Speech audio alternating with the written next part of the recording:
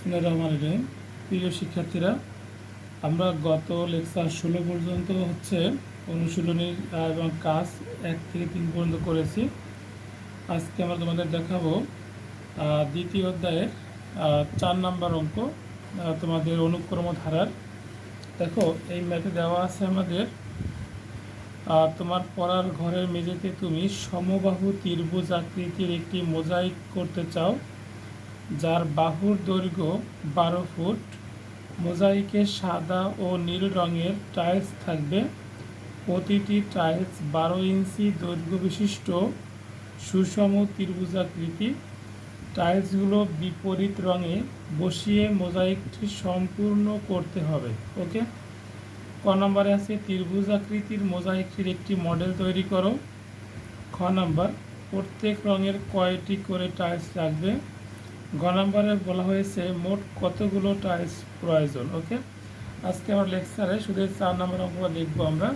দেখো, আর এখানে আমাদের দেওয়া আছে ত্রিভুজাকৃতি টাইলসের দৈর্ঘ্য 12 ফুট। ওকে, তাহলে 12 ইঞ্চি সমান 1 ফুট, অর্থাৎ এখানে আমাদের দেওয়া আছে 12 ফুট করে একটা মোজাইকের দৈর্ঘ্য, আর 1 ফুট সমান 12 ইঞ্চি। দেখো, ত্রিভুজাকৃতির মডেলটা এখানে তৈরি করছি আমরা।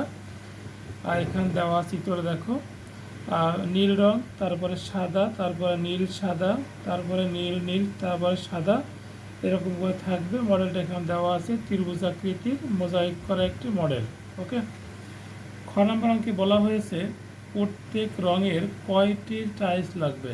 নীল এবং সাদা রঙের কতগুলো টাইলস লাগবে। দেখো, চিত্রে লক্ষ্য করলে দেখা যায় সাদা রঙের টাইলসগুলো দিয়ে গঠিত সমান্তর ধারা। দেখো, প্রথমটা তোমার এখানে দেওয়া আছে আমাদের 1, তারপরে 2, তারপর 3, তারপরে এখানে দেওয়া আছে কয়টা 1, 2, 3, 4, এরকম করে দেওয়া আছে 1, 2, 3, এক এক করে বাড়তেছে এখানে। ঠিক আছে, তাহলে এখানে বাড়বে কোন পর্যন্ত আমাদের নীল রং 11 দাগ পর্যন্ত এখানে বাড়বে, এই পর্যন্ত। ঠিক আছে, তাহলে এখানে আমরা দিলাম যে 11টা। এখানে আমাদের লাগবে সাদা টাইলস কতগুলো সেটা মোট বের করতে হবে। ঠিক আছে, আর প্রথম পদ এখানে কত আমাদের, প্রথম পদ a = হলো 1, আর অন্তর যেহেতু সমান্তর ধারা গঠন করে, অন্তর d = যে কোনো পদ বিয়োগ তার আগের পদ 2 - 1, অর্থাৎ এখানে কত হবে আমাদের, এখানে হবে 1। তাহলে এখানে n 11, অর্থাৎ 11তম পদ পর্যন্ত এখানে আমাদের আছে। তাহলে লিখি আমরা n পদের সমষ্টি, n পদের সমষ্টি নির্ণয়ের সূত্র হলো n/2, 2a + n - 1 × d। এখানে 11টি পদ আছে, তাহলে 11 পদের সমষ্টি 11/2, 2 × a এর মান 1, n এর মান 11, আর d এর মান হলো 1। তাহলে 11/2, এখানে 2 1 2, 11 থেকে 1 বাদ দিলে 10 × 1 10, তাহলে এখানে হয় 11/2, 10 আর 2 হলো 12, 2 দিয়ে কাটলে এখানে 6, তাহলে 6 11 66টি, অর্থাৎ আমাদের সাদা রঙের টাইলস লাগবে হলো 66টি। ওকে, এবার নীল রঙের টাইলসের সংখ্যা, এটা একটা সমান্তর ধারা। দেখো, প্রথমে আছে এখানে 1টা, তারপরে 1, 2টা, তারপরে 3টা, তারপরে এখানে 4টা, এখানে একটা সমান্তর ধারা গঠন করছে এখানে এই 12টা পর্যন্ত। ওকে, সাদা রঙ এখান থেকে একটা বাদ দিলে আমাদের 11 পর্যন্ত আসে, আর নীল রঙ এখান থেকে এই পর্যন্ত 12টা আছে, 12টা ঘর আছে এখানে। ওকে, তাহলে এখানে সেম কাজ আমাদের এখানে হবে, যেখানে প্রথম পদ a = হলো 1,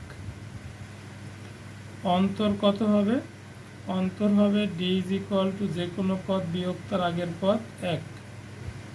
এখানে 12টি পদ আছে, একবার লিখলাম আমরা 12 পদের সমষ্টি n/2, 2a + N minus one into D. আমার এখানে এন হচ্ছে কত, 12।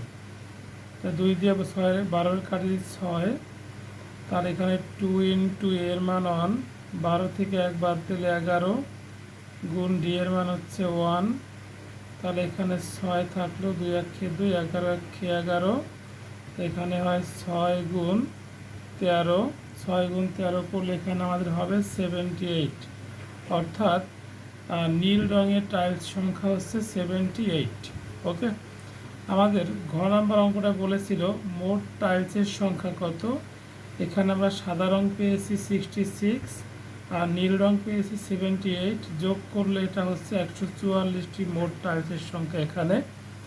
ওকে, আজকে আমরা এই লেকচারে হচ্ছে তোমাদের 4 নাম্বার দেখালাম। পরবর্তী লেকচারগুলোতে আমরা পরবর্তী সাবজেক্টগুলো দেওয়ার চেষ্টা করব। আল্লাহ হাফেজ।